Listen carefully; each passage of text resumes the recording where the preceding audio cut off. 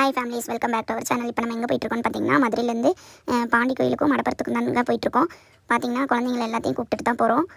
வரையிலே வந்து வீடியோ எடுங்கன்னு சொல்லிட்டு இருந்தாங்க. சரி வீடியோ போடலாம், வீடியோ எடுக்கலான்னு சொல்லிட்டு அவங்களும் பாருங்கள் எட்டி எட்டி பார்க்குறாங்க. நான் வீடியோ எடுக்கவும் அவங்க ஃபேஸ் தெரியலன்னு சொல்லிட்டு அதுக்கப்புறம் வந்து ஹஸ்பண்ட் தான் வண்டி ஓட்டிகிட்டு வந்தார்.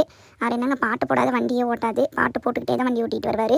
அதுக்கப்புறம் போகையிலே குழந்தைங்க எல்லாம் பசிக்குதுன்னு சொல்லவும் ஒரு ஹோட்டலில் வந்து உட்காந்துருந்தோம். அங்கே மீனாட்சி அம்மன் படமும் நம்ம அழகர் சாமி படமும் ஓட்டியிருந்தாங்க. அதையும் அப்படியே ஒரு ஃபோட்டோலாம் எடுத்துகிட்டு அப்புறம் அங்கேயுமே சாப்பிடையிலையுமே வீடியோ எடுத்தேன். இந்த ஐயாவுக்கு என்ன கோவம்னா, சாப்பாடு வேணாம் எனக்கு கலர் தான் வேணும்னு சொல்லிட்டு வெளியெல்லாம் ஓடிட்டார். ரொம்ப டென்ஷன் படுத்திட்டார். அப்புறம் வந்து நான் வந்து பொங்கல் தான் சாப்பிட்டேன். நல்லா இருந்துச்சு, அந்த கடையில் சாப்பாடுலாம் நல்லா இருந்துச்சு. பாண்டி கோயில் போகிற வழி தான். அதுக்கப்புறம் கோயில் போயிட்டு சாமியெல்லாம் கும்பிட்டுட்டோம். சாமி கும்பிட்டு முடிச்சோன்னே நேராக வந்து என்ன பண்ணுவாங்க, அடுத்த பிள்ளைங்க எங்களுக்கு எதுவுமே விளையாடுறதுக்கு வாங்கி தரலன்னு சொல்லிட்டு ஒரு இது பண்ணிட்டு இருந்தாங்க. பாருங்க, அதுக்கு அக்கா பிள்ளைங்க 2 பேரும் இப்படி பண்ணாங்க. இவன் பண்ணுற அட்டகாசம் ஒரே அட்டகாசங்க. எனக்கு விளையாடுறதுக்கு வாங்கி கொடுத்தாலே வாங்கி கொடுங்க. அதுக்கப்புறம் கூப்பிட்டு வாங்கி கொடுக்கவும் ஒரே சந்தோஷம் தாங்க. எல்லாம் அவங்கவுங்களுக்கு வேணுன்றது வாங்கிட்டாங்க. பொண்ணு மட்டும் என்ன பண்ணாங்கன்னா, அந்த தாயை கட்ட மாதிரி வாங்கினாங்க. அதை வச்சு செம்மையாக நாங்கள் விளாண்டோங்க. வீட்டில் செம்மையாக இருந்துச்சு. நான் அதையுமே வீடியோ எடுக்கணும்னு நினச்சிட்டு இருந்தேன். நாங்கள் பெட் மேட்ச் விளாண்டுட்டு இருந்தோம் பாப்பா வாங்கினதில். அப்புறம் இவனுக்கு வந்து கார் வாங்கி கொடுத்தது இவன் நிமிஷத்துலேயே உடச்சிட்டான்.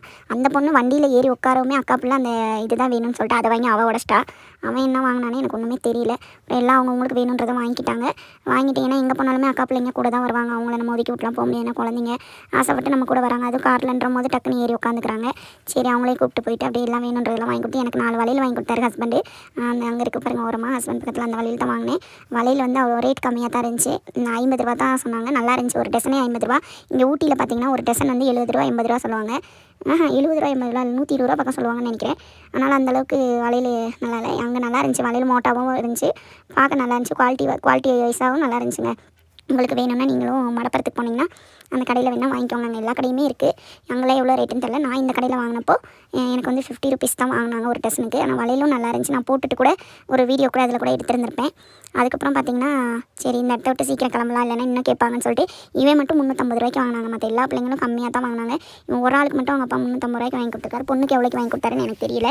நான் ரேட் கேட்கல. தம்பிக்கு தான் ரேட் கேட்பேன் எப்போவுமே. ஏன்னா தம்பி வந்து அதிகமாக வாங்குவான் அப்படின்ட்டு. கிட்டத்தட்ட அந்த கடையிலே வந்து அவ்வளோ நேரம் உட்காந்துருந்தாங்க. அந்த கடையை விட்டு நகல மாட்டுறாங்க. ஏன்னா இவன் வந்து அந்த காரை பாருங்கள், அவங்களுக்கே தெரியும், சுற்றி சுற்றி பார்த்துக்கிட்டே தான் இருக்கான். என் பையனுக்கு காருனா அவ்வளோ உயிர். வாங்கிட்டே தான் இருந்தான். அப்போ அந்த பொண்ணு வந்துட்டு அவங்களும் பார்த்துட்டே இருந்தாங்க. அதை எங்கே தொட்டு தொட்டு பார்த்துட்டே தான் இருக்காங்க. அது அந்த ரிங்கு மாதிரி இருக்கா, அதை தான் தொட்டு தொட்டு பார்த்துட்டே இருந்தா. அது எதுக்குன்னு தெரியல. அதுக்கப்புறம் பார்த்திங்கன்னா குழந்தைங்கள கூப்பிட்டுட்டு சரி அவங்க அப்பா வந்து பாப்பாவை மட்டும் கூப்பிட்டு போய் ஓரமாக நின்று வீடியோ எடுத்தார். சரி நம்ம பையனை எடுக்கலாம்னு சொல்லிட்டு நான் வந்து பையனை வீடியோ எடுத்துகிட்டு இருந்தேன். அவன் வந்து ஒரு பட்ட ஸ்டைல் பண்ணிகிட்டு இருந்தான் கண்ணை மூடிக்கிட்டு. இது மடப்புறம் போல வரையும் நல்லா இருந்துச்சுங்க. இந்த வீடியோ பிடிச்சிருந்தா லைக்